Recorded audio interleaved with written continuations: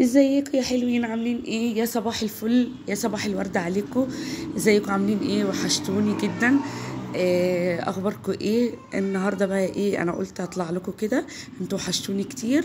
فقلت بقى قبل ما ابدا بالوصفه او نشوف احنا هنعمل ايه النهارده مع بعض، قلت ايه، انا لسه صاحيه من شويه، يا دوبك فوقت كده، وقلت بقى ايه، اعمل فطار معاكم او فنجان القهوه اللي انا بعمله معاكم، وبعد كده او الشاي بلبن، وبعد كده نشوف احنا هنعمل الغدا بتاعنا ايه. قبل اي حاجه، انا زعلانه منكم، انتوا مش بتشجعوني. انا قلت لكم شجعوني واشتركوا في القناه واتفرجوا على الفيديوهات واعملوا لي لايكات عشان اتشجع. والله انا كانت نفسي مسدوده وما كنتش عايزه اطلع خالص اعمل فيديوهات، ولاني مش شايفه في تفاعل معايا خالص. انا يعني انا بحب القناه وعايزه اصور، وعندي وصفات كتير وعندي افكار كتير وعندي حاجات حلوه قوي عايزه اعملها لكم واصورها لكم، بس انا مش شايفه في تفاعل معايا. القناه المشاهدات بتاعتها ضعيفه جدا جدا، والمشتركين برضو قليلين. وبعدين انا انتظمت معاكم عن الاول، انا كنت مستهتره في القناه وكنت مهمله فيها وما كنتش بصور وكده، بس انا دلوقتي بدات والله التزمت معاكم.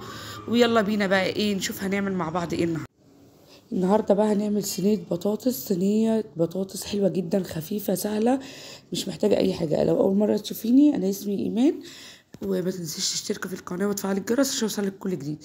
هنا بقى معايا كيلو من البطاطس، هبدا اقطعه شرايح بالشكل اللي انتم شايفينه ده كده، دوريات، ولا تخينه قوي ولا رفيعه قوي. وهنا ايه، هبدا اقطع البطاطس كده بالشكل اللي انتم شايفينه ده.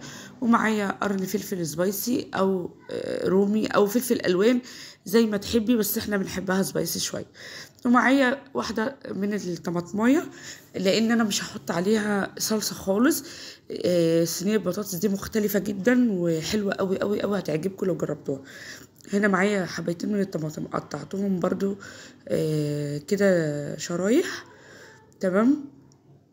وهنا بقى ايه، معايا فرخة هقطعها زي ما انتم شايفين كده. هقسم الورك نصين، وهبدأ افتح الفرخة كده من يعني اعمل فيها فتحات عشان لما اجي اتبلها بالبصل تبقى تتبل كويس جدا وتبقى طعمها حلو. هنا بقى هبدأ ايه، اقطع الفراخ معايا بالشكل اللي شايفينه كده. هقطع الورك على 2، هقطع الصدر على 2 لان الفرخة معايا كانت كبيرة شوية.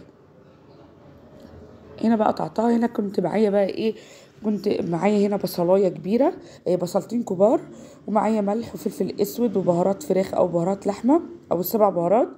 وهبدا بقى ايه، اتبل بيها الفراخ كويس جدا. وانتوا عارفين ان انا دايما اي فراخ بعملها بحب اتبلها الاول بالبصل والفلفل الاسود، وبركنها على جنب. لما لما باجي اشتغل بيها بتكون خدت كده ايه من التتبيل. هنا بقى معايا طاسه على النار من غير سمنه ولا زيت ولا اي حاجه. هبدا اشوح الفراخ لما تديني اللون الذهبي اللي انا عايزاه. وبعد كده ايه، هتشوف عايزه تحطيها في الصينيه على طول وترصيها وتدخليها الفرن تاخد لون من فوق ومن تحت وتطلعيها براحتك. عايزه تعمليها في الطاسه براحتك زي ما انا عملتها كده. هنا خلاص الفراخ بقى كانت اتشوحت معايا. هنا بقى ايه، هنزل كله في نفس الوقت، كله على بعضه يعني، او كله في نفس الصينيه. هنزل بالبصل، سوري، بالبطاطس وبالطماطم.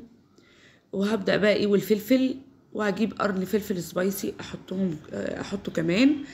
وهتبداي بقى ايه تشوحيهم كده بس ياخدوا تشويحه 3 دقايق، وبعد كده ايه هنقلهم في صينيه قبل ما ادخلهم الفرن. هنا معايا القرن الفلفل سبايسي اهوت. متنسوش يا بنات تشتركوا في القناه وتفعلوا الجرس عشان انا زعلانه، انتم مقصرين معايا في اللايكات ومقصرين معايا في المشاهدات. انا والله هنا معايا سمنه، معلقه من السمنه البلدي بتديها طعم روعه تحفه يا بنات. صينيه البطاطس دي حلوه جدا. يلا بقى نرجع لمرجوعنا. ما تنسوش بقى ايه تشجعوني كده، وشكرا جدا على دعمكم اللي دعمني والناس الجداد اللي اشتركوا. هنا بقى جبت الصينيه وحطيت نزلت بيها في الفراخ اهيت بالبطاطس. خلاص انا كنت اديتهم بقى تشويحه كده على النار بتديها نفس حلو وطعم حلو. ولا بقى صلصه طماطم، واحنا بقى طبعا في الحر، والصينيه البطاطس اللي هي بالطماطم اللي هي الصوص بتبقى تقيله شويه في الحر. هنا بقى لو انت عندك مرقه تنزلي بكوبايه من المرقه، لو ما عندكيش زي كده حطيت مكعب من مرقه الدجاج وحطيت كوبايه ميه سخنه، كوبايه من الميه السخنه. هنا بقى كنت طلعتها من الفرن، دخلتها في الفرن درجه حراره 180 تحت الاول، نزلت ميتها ونزلت الصوص بتاعها ورحت فتحت عليها الشوايه. بصوا صينيه البطاطس دي حلوه جدا جدا، هتعجبكم قوي. البطاطس زي ما انتم شايفين دايبه دوب، بصوا الفراخ دايبه معايا، الصوص اللي نازل من الفراخ والتتبيله بتاعت البطاطس والفراخ طعمها ولا اروع، حلوه جدا جدا يا بنات، هتعجبكم قوي. اهي بصوا الفراخ دايبه دايبه، وعملت معاها رز بشعريه. وبس كده الفيديو بتاعنا خلص، يا رب اشوفكم على خير، فيديو جديد، وصفه جديده، باي باي.